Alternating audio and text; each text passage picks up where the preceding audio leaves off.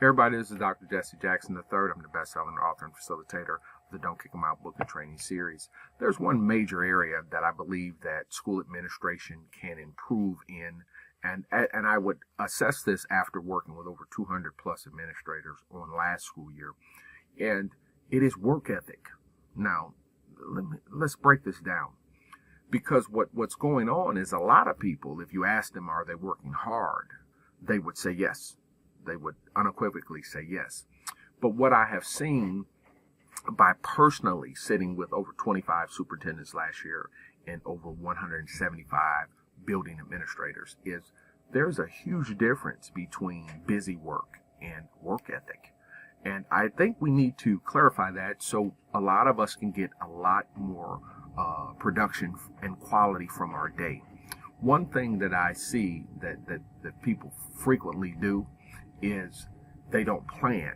And so as an administrator, when you don't have a meticulous schedule and you don't keep yourself on task, that's the purpose of your assistant. I noticed that a lot of people are not using or getting the bang for their buck from that building administrator, meaning your secretary, the person who is supposed to be about helping you plan and keep your day on schedule. I like to always say, and this is something factual, I like to always say it's very peculiar to me how easy it is to get through to so many principals just with a random call. One thing that has to be done is that the principal has to be guarded, and this is the purpose of office staff. We talked about this a lot in our Don't Kick 'em Out book for office staff. You should never be able to call and just get right through to a principal. Now, understand, when I call, I'm obviously saying who I am and seeing can I get through the layers.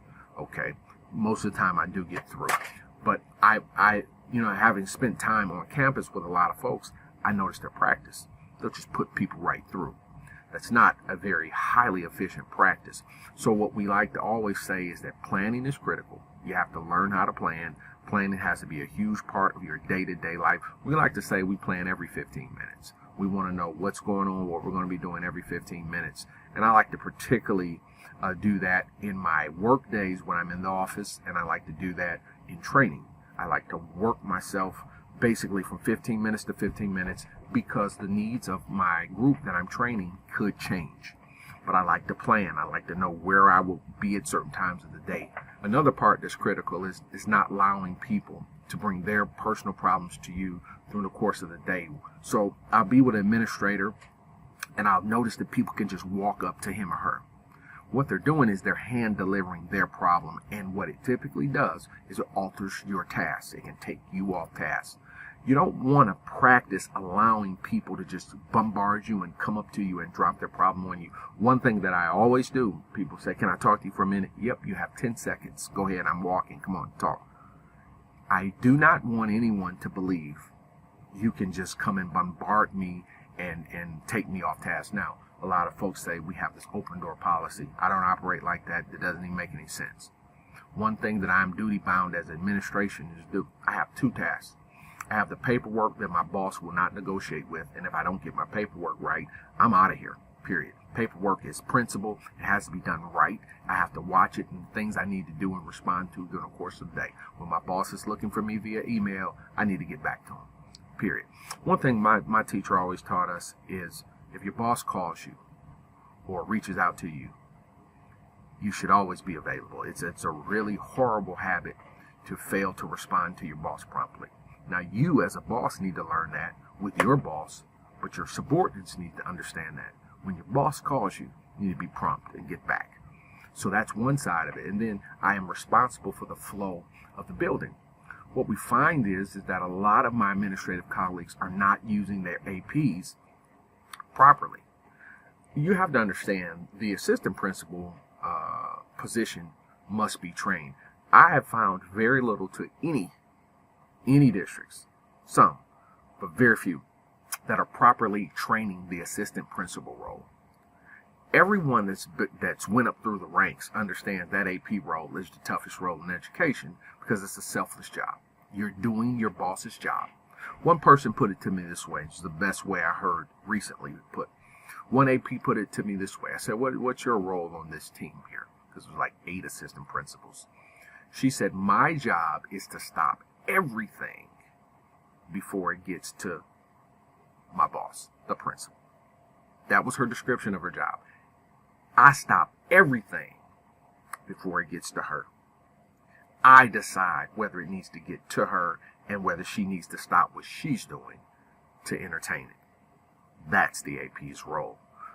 We are using APs as disciplinarians and things like that. I don't find it's a very good use, but you still have to even train them to be disciplinarians. So work ethic really requires that you be very efficient with your time, but know what you're doing with your time and not letting people hijack your time.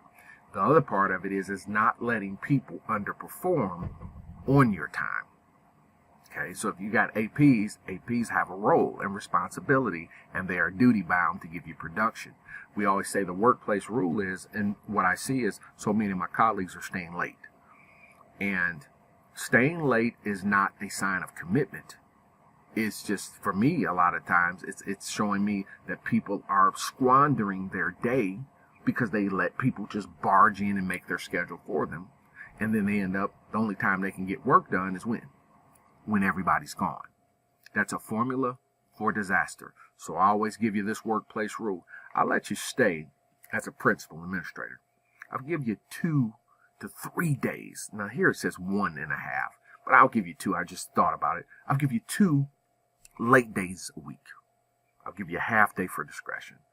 But the time outside of that, you got to practice doing your job during the course of the day. 1 hour after everybody leaves, we should be clear to go. Okay? And this is something that we have to practice, and it has to be scheduled and planned. Work ethic is giving great details to what my roles are, staying focused on those roles, committing the time to it up front, and making sure that everyone that is a subordinate to me that I am counting on to do their job, I make sure that they are held to the standard and they are doing their job as well. A principal's time is best used when it is making sure that students are properly managed, and teachers are doing that teachers are knowledgeable and competent. It's time well spent in that classroom making sure content is getting delivered, that people are competent and they've planned well, making sure that our coworkers are working well together. You can't do that when you are always pulled out of what you need to do. Every principal has to set aside class observation time every single day.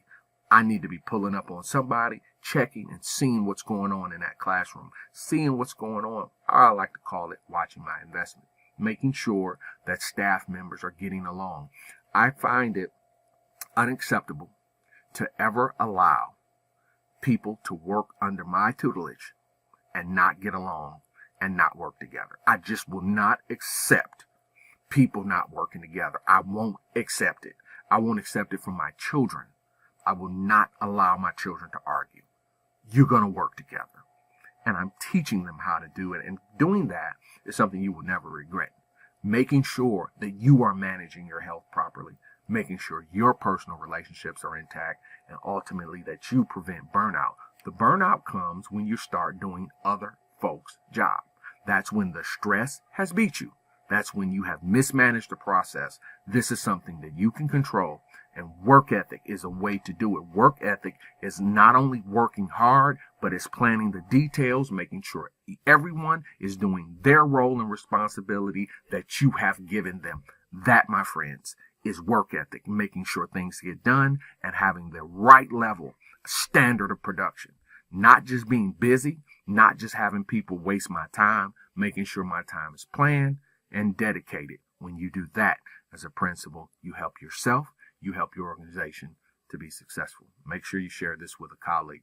This is the type of talks we don't have in principal meetings and principal talks and in principal trainings. We don't have this discussion. Everything's more about policy and theory.